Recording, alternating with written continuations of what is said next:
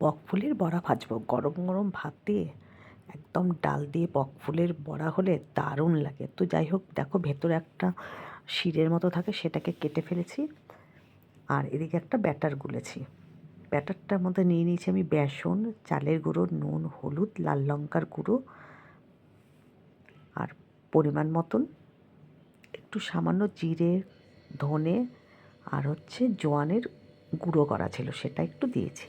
দিয়ে ভালো করে কিন্তু ব্যাটারটা আমি রেডি করে নিয়েছি আগে। আর দিয়েছি কালো জিরে। আর চালের গুঁড়োটা অবশ্যই দেবে, কেননা তাহলে মুচমুচে হবে। তো বেসনের সঙ্গে আমি চালের গুঁড়োও মিশিয়ে দিয়েছি।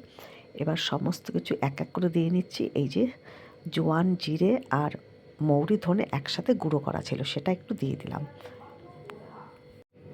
এবার ভালো করে অল্প অল্প জল দিয়ে ব্যাটারটাকে একটু মোটা থিকনেসের গুলে নেব। পাতলা যেন না হয় আর খুব যেন মোটা না হয়।